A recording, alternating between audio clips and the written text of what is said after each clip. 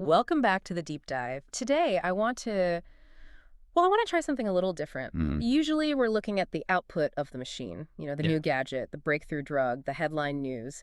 But today, I want to look at the machine itself. the plumbing. The plumbing, exactly. We are zooming out to look at the board game we're all playing and specifically why it feels like the rules have changed while we weren't looking. I think that's a great way to put it. It's less about the rules changing, though, and more about the physics of the environment shifting. The physics. Okay. We're dealing with a fundamental change in how information moves, which, inevitably changes how leadership works, how power works. Right. And to guide us through this, we are returning to the AI Futures series. Now, for listeners who might be new to this specific arc, this is a body of work originating from Jafar Humayun. And I think before we even touch the specific episode we're covering today, episode 25, we need to set the stage with Humayun's own definition of what we're doing here. Oh, absolutely. It's crucial context. You can't understand the pieces without the frame. Exactly. And Humayun is very specific about this. He writes, and I'm quoting here, AI futures is not a forecast, it's a framework. Not a forecast, that's key. It's the key. He continues, this series explores how AI may unravel the systems we take for granted, not to alarm, but to challenge assumptions and spark deeper thinking about what comes next under maximum AI adoption. I really appreciate that distinction. We aren't here to tell you what the stock market will do next Tuesday. We are looking at structural mechanics. We're looking at the wiring inside the walls. And today's topic, episode 25, is titled Logic Isn't Enough. Now, I have to be honest, when I first read that title, I braced myself for a philosophical debate about feelings versus facts. But that's not really what this is it? No, not at all. It's actually much more mechanical than that. It's really an engineering problem when you get down to it. An engineering problem. Yeah. We're looking at a concept that the source calls communicative friction. It's about resistance and flow. Okay, let's get into the hook for this episode because this is what really grabbed me. We live in an era where, technically speaking, we have access to the smartest people who have ever lived. Not a doubt. We have more PhDs, more data scientists, more specialized experts than at any point in human history. We have AI tools that can simulate global supply chains in, seconds. We have the smartest guys in the room available to us 24/7. And yet, look at the state of global discourse. Yeah. Does it feel like we are being led by that but intelligence? it feels like the opposite. It feels like we are flailing. It feels like the people in charge, or at least the people we hear the loudest, are reacting to the last 20 minutes of Twitter rather than planning for the next 20 years. And that is the core tension. That's the whole episode right there. Yeah. We have a surplus of intelligence and a deficit of direction. So the question we're trying to answer today is, why are the minds best equipped to navigate these massive structural shifts? Suddenly invisible. Why don't they have the microphone? And that's where the idea of communicative friction comes in. Right. And just to clarify for the audience, because I know where minds tend to go with this, we are talking about fake news or, censorship conspiracies here, right? Yeah. We're not talking about some cabal of people silencing the truth. No, and that is such a critical distinction. Because if you blame a cabal, you miss the actual problem. It lets you off the hook. How so? Because the problem isn't a person or a group you can point to. We are talking about an incentive structure. We're looking at what the source calls the influence gap. The influence gap. It's the observation that in a digital ecosystem calibrated for speed, sentiment, and spectacle, accuracy is at a structural, almost mathematical disadvantage. So it's not a fair fight? It's not even a fight. It's a mismatch of formats. It's like trying to play a game of chess while your opponent is playing rugby. You might be the best chess player in the world, but you're going to get tackled. Your pieces are going to get scattered. You're not even playing the same game on the same field. Not even close. And your opponent doesn't even know chess exists. They're just running with the ball. Okay, I want to dismantle this piece by piece. The source material talks about something it calls the post-procedural landscape. This is a fancy term, but it describes a very real shift in the workforce that we've, alluded to before on the show. It's the evolution of what human beings actually do for a living. I mean, if we look back 20 or 30 years, a massive chunk of the white-collar workforce was procedural. Following a checklist. Totally. Yeah. You followed a set of rules, you processed the invoice, you checked the compliance box, you organized the filing cabinet.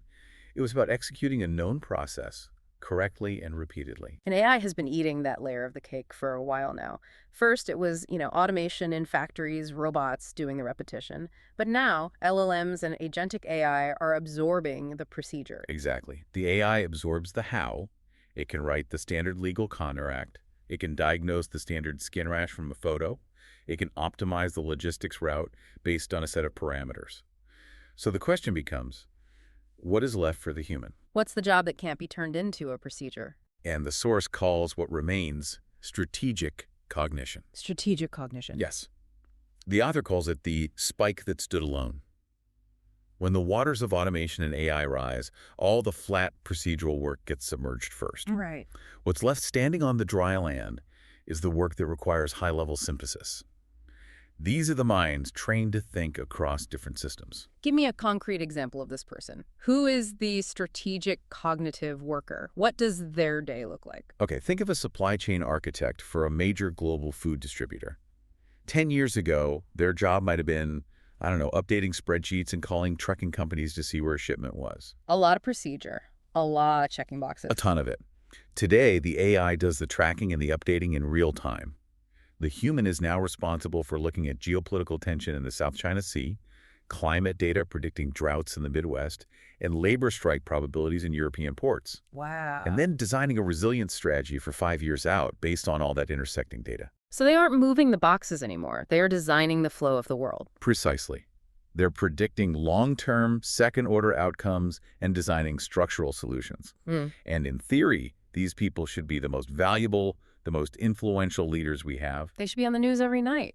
They should be. They're the ones who can actually see the iceberg before it hits the ship. But here is the catch, and this is the line from the source that it hit me hard. Clarity without charisma isn't leadership. That is the devastating reality of the modern information environment. It's the whole problem in one sentence. You can be that supply chain architect. You can be absolutely 100% correct that a famine is coming in 3 years if we don't change our port infrastructure. You can have the charts, the data, the models, everything. But if you cannot package that complex, terrifying, and probably boring truth into a format that competes with a pat video or a political outrage cycle, you are, for all intents and purposes, invisible. Your signal is drowned out by the noise. The source puts it so bluntly.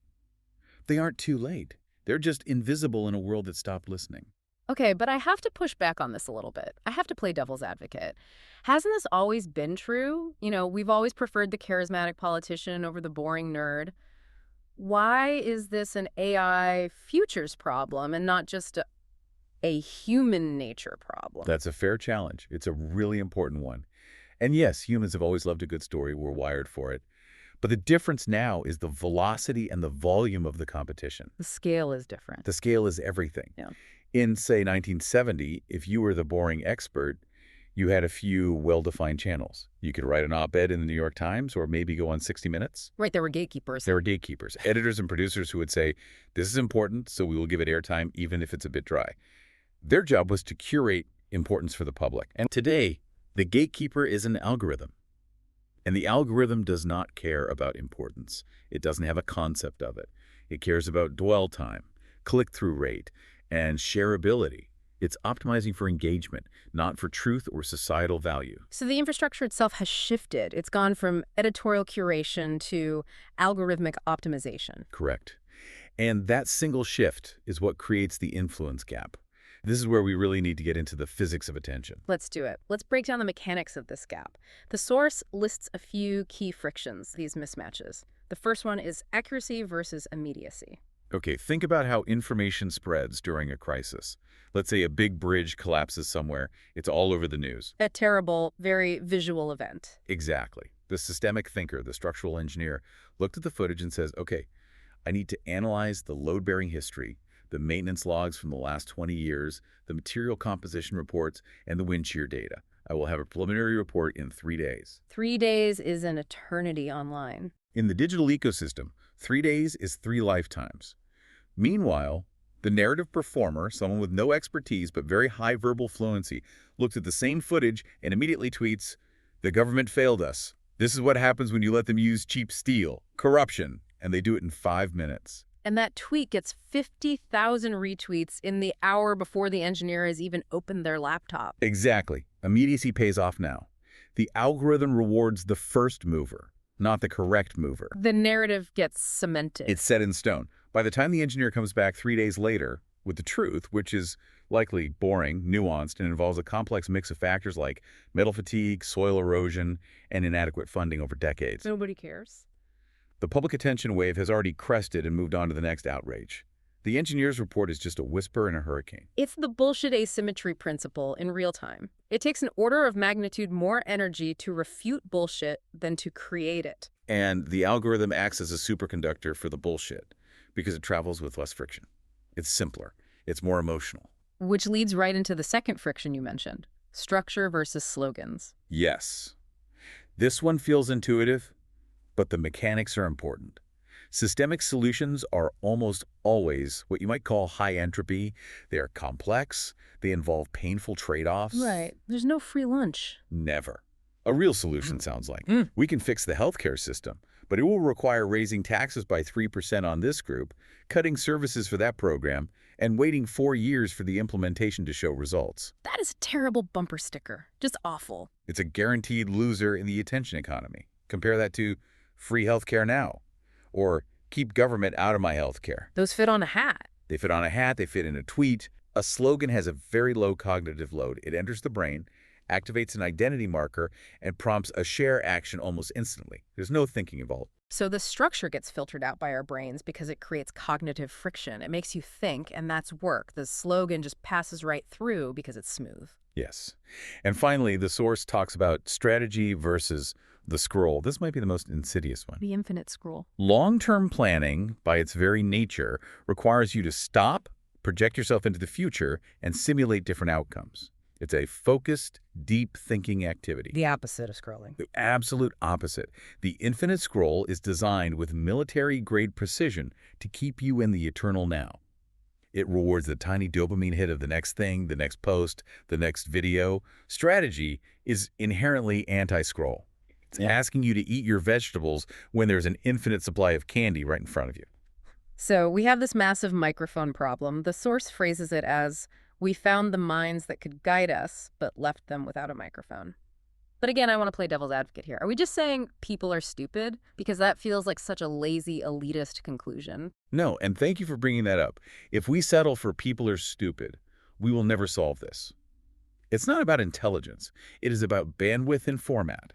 Bandwidth. The public is exhausted. People are working 2 jobs, taking care of kids, trying to pay their bills. They are bombarded by terabytes of information daily. They are using heuristics, mental shortcuts, to filter the overwhelming noise.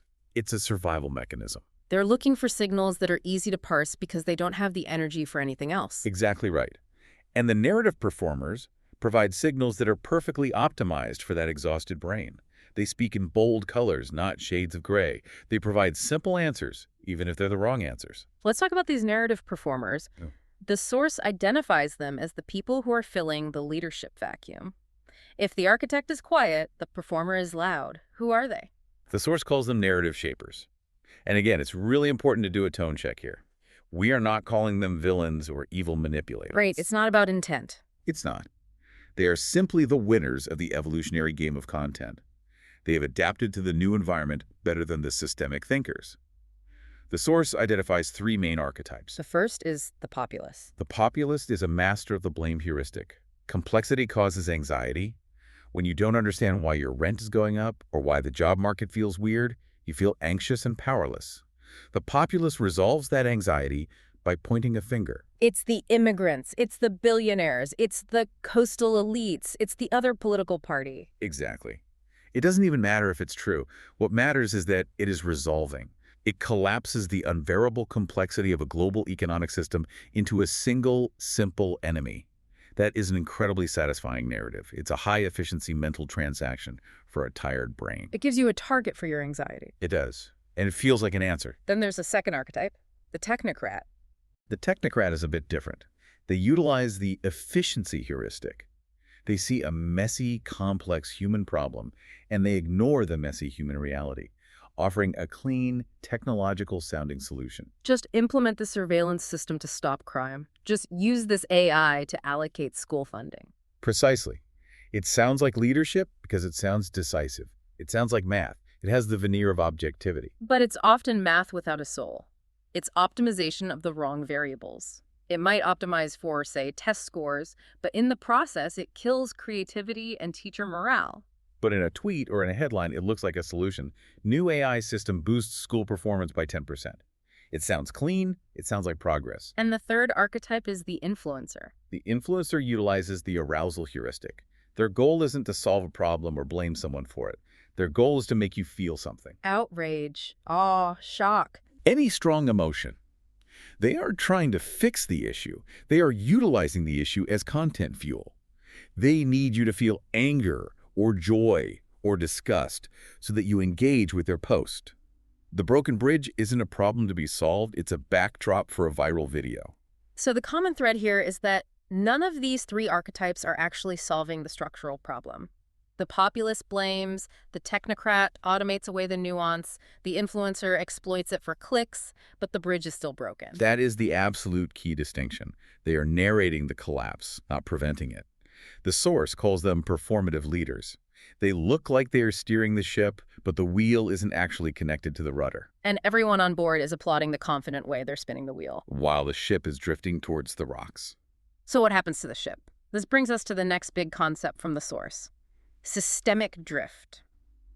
I like this term because collapse feels too sudden, too Hollywood. Drift feels more like what I actually see happening. It's slow. Collapse implies an explosion, a singular event. Drift is what happens when you have clarity without charisma on one side and charisma without clarity on the other. It is a slow, almost imperceptible decoupling of policy and governance from reality.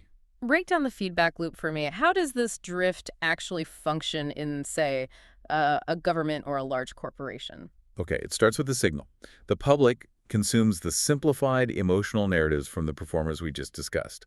So the public starts to demand solutions that fit those simple narratives. They demand the wall or the ban or the subsidy that the slogan promised. Right. Then the leadership, even the ones who deep down know better, feels immense pressure to respond to that public demand. The algorithm is showing them that this is what people want. So governance becomes theater. Theater. They enact policies that look like they address the emotional demand, but do nothing for the underlying structural root cause. It's like putting a fresh coat of paint on a load-bearing wall that you know is rotting with termites. The public cheers because the wall looks new and clean. Exactly. And the politician holds a press conference in front of the freshly painted wall. Everyone feels good for a day, but the termites don't care about the paint. The structural decay continues, silently. Roads crumble, education systems lag, healthcare costs spiral. While the leaders are busy arguing about the color of the next coat of paint. And eventually, reality asserts itself. The wall falls down. And then what happens to public trust? It fragments completely. Because the public says, wait a minute, we voted for the paint. You told us the paint would fix it. They feel betrayed, which makes them even angrier and more susceptible to the next populist who comes along and says, see, the paint didn't work because of those people. It's a doom loop. Each failure of theatrical policy just fuels more demand for even more theatrical policy. It's a vicious cycle. And the source has this chilling quote. Collapse doesn't begin with explosions. It begins when those who see the iceberg are dismissed as irrelevant. The unheard clarity. It's the most dangerous phase of any complex system. When the feedback mechanism, the warning light on the dashboard, is disconnected from the controls. The engine is overheating, but the light is off, so the driver keeps their foot on the gas. This leads to another concept in the material that I found fascinating because it explains a phenomenon I see in a lot of industries. The thinker's exit. The smart people are leaving the building. It is a perfectly rational economic decision. If you are a systemic thinker, your currency is logic, data, and competence. That's what you bring to the table. Right. If you are working in a system that devalues those currencies, where your carefully researched, data-backed report is ignored in favor of a viral tweet, you are experiencing what you might call impact insolvency. Impact insolvency. I like that. You're bankrupting your energy for zero return on investment. You're spending your life shouting into the void. So what do? You disengage.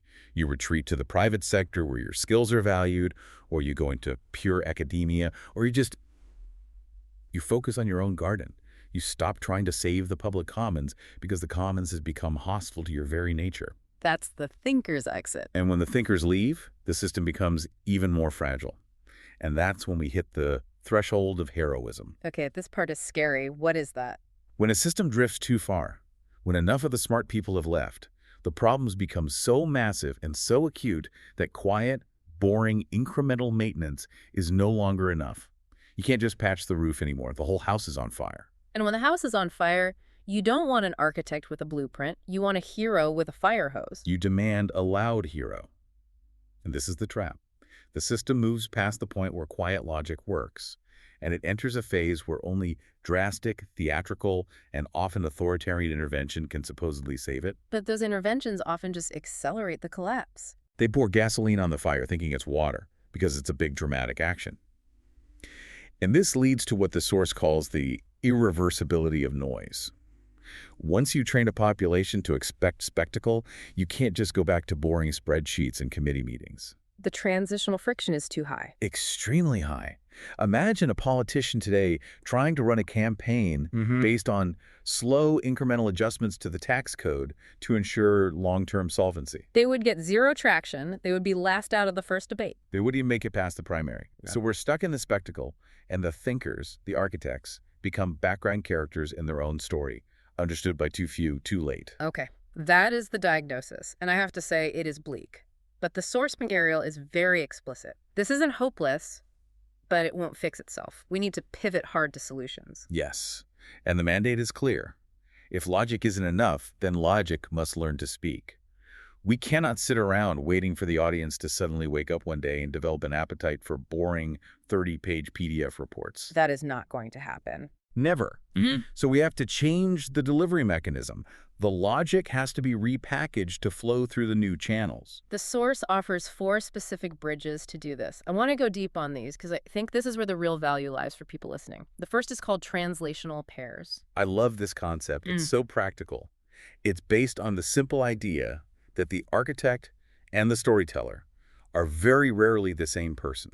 Right. It is biologically and psychologically rare to find someone who is simultaneously elite at deep systems thinking and also at charismatic narrative performance. We're always looking for the unicorn, the Carl Sagan, or the Steve Jobs who could do both. Yeah. But they are statistical anomalies. We can't build a system that relies on unicorns. Exactly. So instead of waiting for unicorns, the source says we should build centaurs. Centaurs. We need to institutionally pair the deep thinkers with the emotional communicators. Create a 2-person unit.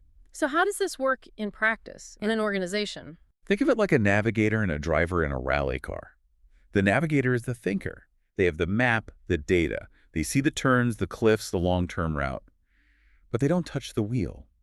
The driver is the performer. The driver is the performer. Right. They handle the vehicle, they feel the road, they manage the speed, and connect with the moment. So in a policy context, you stop forcing the lead scientist to give the press conference. They're usually terrible at it. Yes, they are. You pair the scientist with a narrative translator. And I want to be clear, not a spin doctor. A spin doctor's job is to obscure the truth or lie. A translator's job is to take the high-resolution truth of the scientist and downsample it into a format that creates public resonance without losing the core accuracy. It's almost like we need a new job title. A chief narrative officer for every technical department in the government, for every research lab. Absolutely. We treat communication as a soft skill or a marketing afterthought. This framework argues that communication is a core, structural interface. It's the only way the system can receive the vital update from the expert. Without it, the expertise is useless. Okay, the second solution is narrative literacy. This one is about training the thinkers themselves. This is the harder path, but it's also necessary. We need to train our systems thinkers, our engineers, our scientists, our economists, not to perform. We don't want them doing dances on TikTok about quantum physics. Please no. But we do need them to understand the fundamental mechanics of story. How to frame a problem, how to use a metaphor, how to connect data to human stakes. But isn't there an ethical risk here? If we teach the scientists to use emotional hooks in storytelling, aren't they just becoming the narrative performers we criticized earlier? That is the danger, and it's a real one.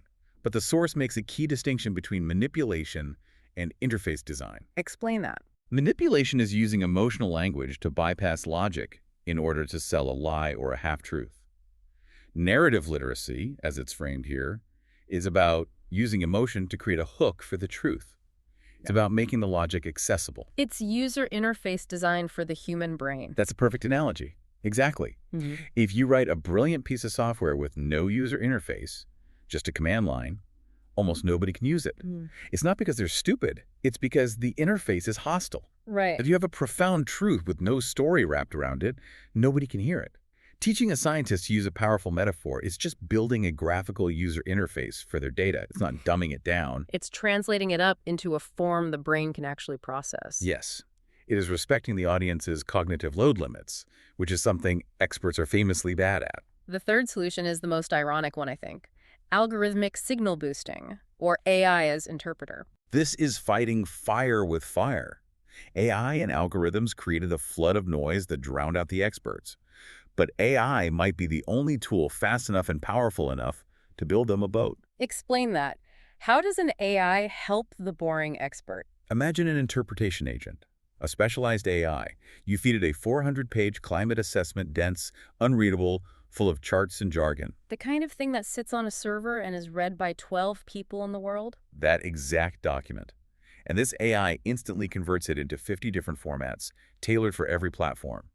A 10-tweet thread with the key takeaways, a visually stunning infographic for Instagram, a 60-second video script for a TikTok or a Reel, a simplified executive summary for a politician, a series of talking points for a news interview. Wow, so it automates the translation layer that the translational pairs are supposed to do manually. It does, and it solves the speed problem. And remember, the reason the populist wins is that they can tweet a compelling lie in 5 seconds. The expert takes 3 days to write the nuanced truth.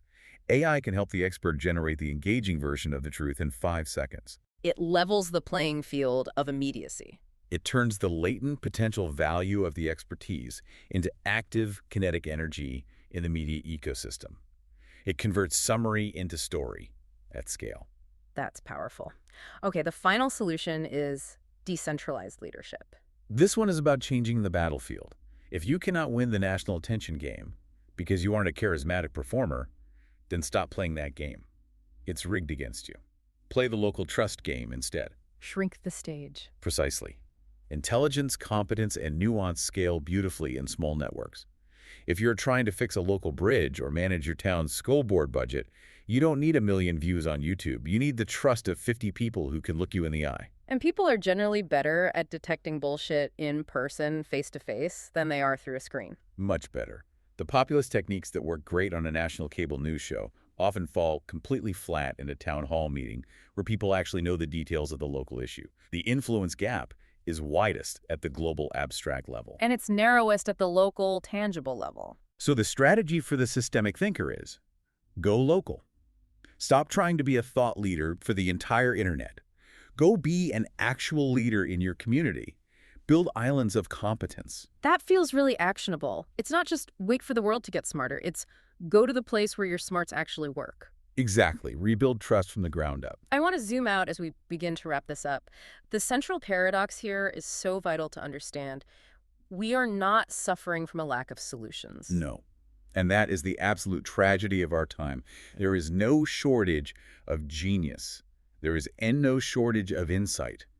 The hard drives of our universities and institutions are full of the answers we need to solve our biggest problems. There is only a shortage of vehicles for that insight. We have the cargo. We have mountains of life-saving cargo. Yeah. But we don't have enough trucks to get it from the warehouse to the people who need it. The source uses this image of the circus of decline. It's a bit dark, but it fits perfectly. The audience is in the big top tent, mesmerized, watching the clowns and the acrobats because they're loud and entertaining. And they're brilliant at what they do. They capture attention perfectly. Meanwhile, just outside the tent, the main support poles are snapping one by one, and the people who know how to fix the poles, structural engineers, are standing outside, holding their wrenches. But they can't get into the tent because they don't have a ticket. Yeah. And they're not entertaining enough to get one. And the ticket is narrative. The ticket is resonance. Yeah. Emotional connection. So the final takeaway here, the big thought, is about strategic necessity. Amplification is no longer a luxury. It's not just marketing or PR. It's not an optional extra. If you are a leader, a thinker, a scientist, or an engineer in the 21st century, You have to realize that communicating your idea is not separate from doing the work. It is the work. The last 10% of the work is making it heard. Truth needs a vehicle. I think that's the best summary. If you have the cure for cancer written on a napkin and locked in a safe, you do not have the cure for cancer. So just have a secret. You have a secret. And a secret solves nothing. And the closing line from this part of the source: applause won't save us, but silence might doom us. That is the bottom line. The silence of the competent is now a systemic risk. This has been a heavy one, a really heavy one, but I think an incredibly necessary one. We often talk about AI as a tool for efficiency or a creative partner, but this conversation frames AI as a force that fundamentally rewrites the physics of how human beings agree on what is real. It's an environmental change. And if we don't adapt our communication infrastructure to match that new physics, we drift. It's inevitable. So I want to leave you, the listener, with the reflective question that the source poses at the end of this chapter. It's something to carry with you this week. In a world where the speed of a slogan determines the direction of a nation, how do we rebuild the stage for the quiet architects who actually know where we are going? It's a question for all of us. We have to become the stage builders. And looking ahead, this series continues. We are not done with the AI Futures framework. What is on the docket for episode 26? Well, up next is episode 26, and it's titled, Why Societies Can't Think Their Way Out. Oh, wow. That sounds ominous. It is the natural follow-up. It's the next layer of the onion. Today we talked about communication, getting good information from the outside in. Next time, we talk about cognition. Okay. We're going to examine the cognitive limits of collective processing. Why the problem isn't just the information we face, but the very way our systems, our societal brains, are wired to process it. I can't wait. That sounds like the perfect and terrifying next step. To everyone listening, thank you for trusting us with your attention today. We know it's a scarce resource, now more than ever. Indeed, we appreciate it. Stay tuned, stay curious, stay systemic. We'll see you in the next deep dive.